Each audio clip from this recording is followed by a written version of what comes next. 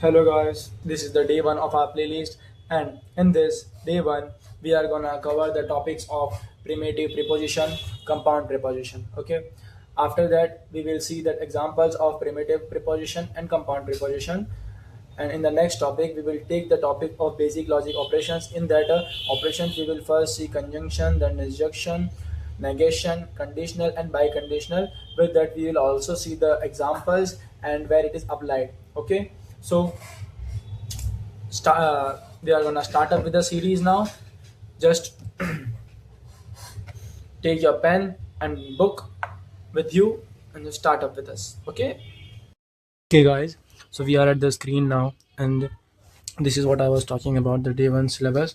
In this, we are gonna cover the topics of primitive data type, primitive preposition, compound preposition. We will also see the example of both of this, compound and primitive preposition.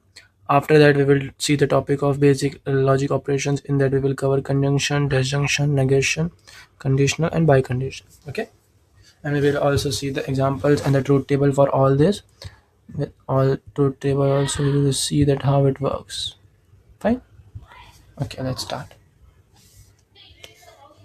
Okay, so the first topic is primitive preposition, and the other name for the primitive preposition is primary preposition or simple preposition or atomic preposition, whatever the name we can use.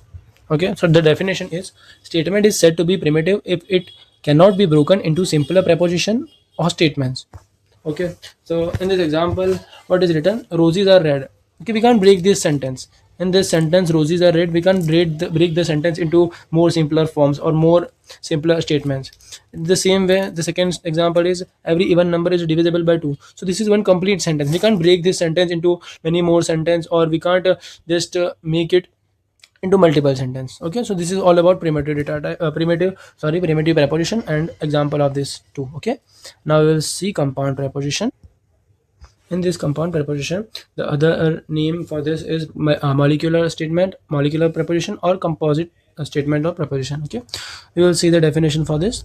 When one or more preposition are connected, when one or more prepositions are connected through various connectives is called compound preposition. Fine.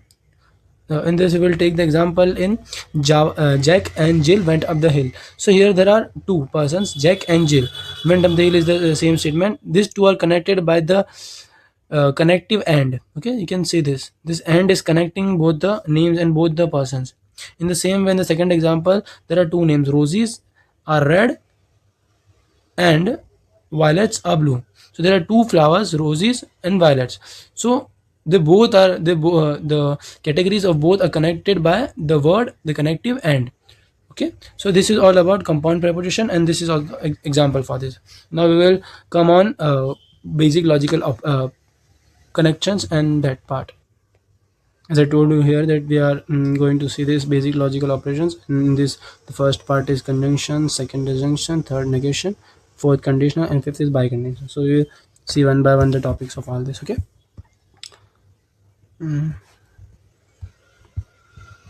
Basic logic operations.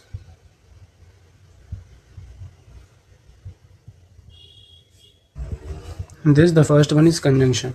We will see the definition for this. Any two statements can be combined by the word and to form a compound preposition is called conjunction. Okay, but in compound preposition, what we saw? Compound preposition, we saw that when one or more prepositions are connected through various connectives, and this is the one connective. This one connective, it is called and, which is the word by and.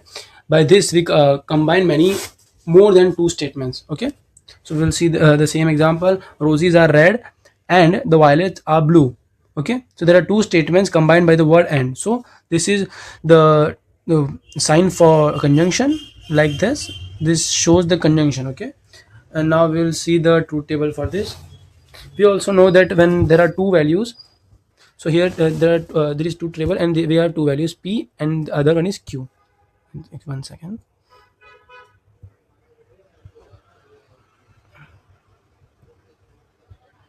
The first one is p and the second one is q. So the first condition is true. When both are true, when both p and q are true, then the combination of a connective p and q will be true. And when the whenever one or any of the part of the connective is false, so the answer will be false. Like you can see here, in second the q is false, then answer is false. In third one p is false, the answer is false. In fourth one both are false, the answer is false. So what we conclude in this, whenever both values are true, whenever both values are true, then only the answer will be true.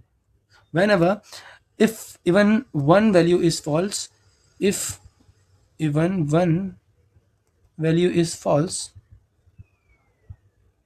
answer will be false. Okay, got it? So it's like this in the conjunction part. Okay, you got the conjunction part. And the second one is disjunction. Second one is disjunction. And this, the definition is like any two statements combined by the word disjunction is and it is denoted by the sign like this, v shape sign is for the disjunction part. Okay, and it is said or part. So example for this is, if sorry, it can be day or night in India. So there are two sentences, it can be day, it can be night in India. So that both these both statements are connected by the word or. Okay, so this shows the examples for disjunction. Now we will see the truth table for this. We have p, q, and p or q. Okay, in the simpler word, what does or represents? Or represents that if any of the condition is true, the answer will be true. We don't need to have both the condition as true. Okay, so even if the one condition is true, we will mark as true. Fine. Here both are true, then the answer will be true. Here only one condition is true, as I said. Even if one condition is true, we can make it true. Here also one condition is true, we will make it true. Here both are false. Here both conditions are false, so we can't make it true. This is if the both p and q are false, then we will make it false. Okay, so if one is true, then true. If one, any of the one, any one is true, then answer will be true, else false. Okay, if both are false, then the answer will be false. Fine. So this is all about disjunction. Okay, so the third one is negation. In this, the definition is the single statement in which value can be changed by using negation. Negation, the sign for the negation is like this. Okay, or you can also use this. This is a sign for negation. A single statement in which value can be changed. Value can be changed by using negation. Okay, by introducing word not at proper place. The word not is like the same as negation. Okay, wherever you will write the word not and wherever you put the negation, then it's both the same. Like if I say Yuvraj is well today, and the negation of the part that can change is Yuvraj is not well today. So that this not changes the whole context of the sentence I'm saying. It's the same way. It's like if I say it is raining, yeah, it was raining yesterday, and the example in this it is written is like it was not raining yesterday. So the word not is changing the context, and the word not is changing the whole sentence. Okay, so this is the work of negation. And this we will see the truth table for this. The value of p can be either true or false. Okay, so if the value of the p is true, then the negation of this will be false. Okay, and if the value is of the p is false, then the negation of that p will be true. Got it? This is all about negation. Now I will see the conditional and biconditional part. Okay, so in this conditional part, what is the definition? If p and q are any two statements, if p and q are any two statements, then the statement p tends to q. If it can be read as if p then q. This is the main thing. Whenever p is there, then only the q part will be done. Okay, here the p is antecedent and the q is consequent. What is the rule says? In the rule, wait a second.